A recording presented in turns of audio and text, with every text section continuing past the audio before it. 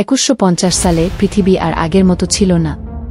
মহাবিপর্যয়ের পরে মানুষ এবং যন্ত্রের মধ্যে যুদ্ধের ফলে ধ্বংসাবশেষের মধ্যে মানবতা পুনর্নির্মাণের জন্য সংগ্রাম করেছিল। একসময়ের কোলাহলপূর্ণ শহরগুলি এখন একটি অতীত যুগের স্মারক হিসাবে দাঁড়িয়ে আছে। যারা সভ্যতার অবশিষ্টাংশগুলির মধ্যে ময়লা ফেলার সাহস করেছিল তাদের দ্বারা বসবাস করে। এই বেঁচে থাকাদের মধ্যে ডক্টর আরিয়া মর্গান ছিলেন একজন উজ্জ্বল বিজ্ঞানী, যিনি তার অতীত দ্বারা আতঙ্কিত এবং সত্যের নিরল সাধনা দ্বারা চালিত। আরিয়া নেক্সাসের গোপনীয়তা উন্মোচন করার জন্য তার জীবন উৎসর্গ করেছিলেন, একটি গোপন সংস্থা যা বিপর্যয়ের পরে রেখে যাওয়া উন্নত প্রযুক্তির অবশিষ্টাংশগুলিকে নিয়ন্ত্রণ করার জন্য গুজব করে। তাদের প্রভাবের ফিসফিস দাবানলের মতো ছড়িয়ে পড়ে, বেঁচে থাকাদের মধ্যে বিভ্রান্তি এবং অবিশ্বাসকে জ্বালাতন করে। কিন্তু আরিয়া ভয়ে আত্মহত্যা করতে রাজি হননি। তার বুদ্ধি এবং সংকল্পে সজ্জিত তিনি ছায়ার গভীরে প্রবেশ করেছেন, নেক্সাসের রহস্য উদ্ঘাটন করতে দৃঢ়প্রতিজ্ঞ। তার যাত্রা তাকে পরিত্যক্ত শহরের কেন্দ্রস্থলে নিয়ে যায়, যেখানে সে ধ্বংসস্তূপের স্তরের নিচে চাপা পড়ে থাকা একটি লুকানো পরীক্ষাগারে হোঁচট খেয়েছিল। তিনি ভুলে যাওয়া সুবিধাটি অন্বেষণ করার সময় তিনি অনেক আগে পরিচালিত পরীক্ষাগুলির প্রমাণ উন্মোচন করেছিলেন, পরীক্ষাগুলি যা প্রকৃতির নিয়মকে অস্বীকার করেছিল। কিন্তু সে তার অনুসন্ধানগুলি বুঝতে পারার আগেই তাকে একদল সশস্ত্র ভাড়াটে আক্রমণ করেছিল, তাদের মুখগুলি মুখোশের আড়ালে লুকিয়েছিল। পালাতে বাধ্য হয়ে আরিয়া নিজেকে বিড়াল এবং ইঁদুরের একটি মারাত্মক খেলায় নিমজ্জিত দেখতে পান। তাকে চুপ করার জন্য ভাড়াটেদের দ্বারা নিরলসভাবে তাড়া করা হয়েছিল। অন্য কোথাও ঘুরতে না পেরে তিনি প্রতিরোধ যোদ্ধাদের ভূগর্ভস্থ নেটওয়ার্কে আশ্রয় চেয়েছিলেন, নেক্সাসের অত্যাচারী শাসনের বিরুদ্ধে লড়াইরত বিদ্রোহীদের একটি রাগট্যাগ গ্রুপ। তাদের মধ্যে গ্যাব্রিয়েল ছিলেন একজন কঠিন সৈনিক, যার একটি অস্থির অতীত এবং মুক্তির জন্য জ্বলন্ত আকাঙ্ক্ষা।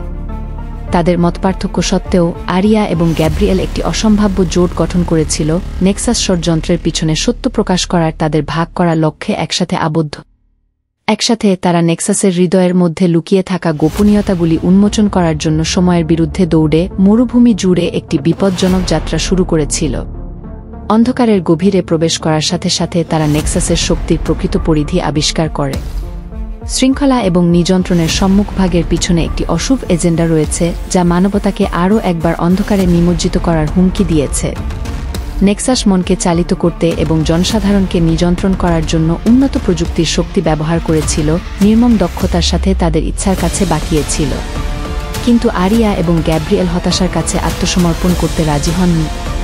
তাদের বুদ্ধিমত্তা এবং তাদের মিত্রদের সমর্থনে সজ্জিত, তারা নেক্সাস সদর দফতরে একটি সাহসী আক্রমণ শুরু করে, যে কোনো মূল্যে তাদের প্রভুদের রক্ষা করতে দৃঢ়প্রতিজ্ঞ ড্রোন এবং ভাড়াটে সৈন্যবাহিনীর বিরুদ্ধে মুখোমুখি হয়েছিল। গোলকধাঁধা সুবিধার কেন্দ্রস্থলে তারা নেক্সাসের নেতার মুখোমুখি হয়েছিল, একটি ছায়াময় ব্যক্তিত্ব যাকে শুধুমাত্র স্থপতি হিসাবে পরিচিত। যুদ্ধ চলতে চলতে আরিয়া এবং গ্যাব্রিয়েল পাশাপাশি লড়াই করেছিলেন, অপ্রতিরোধ্য প্রতিকূলতার মুখে তাদের সংকল্প অটুট ছিল। প্রতি পদে পদে তারা সত্যের আরও কাছাকাছি চলে এসেছে, মিথ্যা ও প্রতারণার জাল উন্মোচন করেছে যা মানবতাকে এতদিন ধরে আটকে রেখেছিল। এবং আর্কিটেক্টের সাথে চূড়ান্ত সংঘর্ষে তারা নেক্সাস ষড়যন্ত্রের পিছনে জঘন্য বাস্তবতা উন্মোচন করেছিল।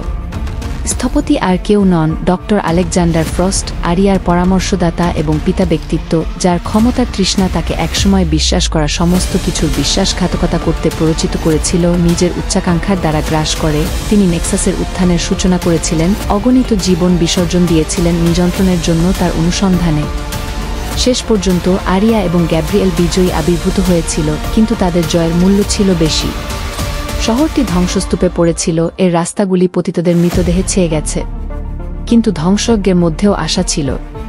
নেক্সাস পরাজিত এবং সত্য প্রকাশের সাথে সাথে মানবতা একটি নতুন যুগের দ্বারপ্রান্তে দাঁড়িয়েছে, যা ভয় এবং নিপীড়ন দ্বারা নয়, ঐক্য এবং স্থিতিস্থাপকতার দ্বারা সংজ্ঞায়িত হয়েছে।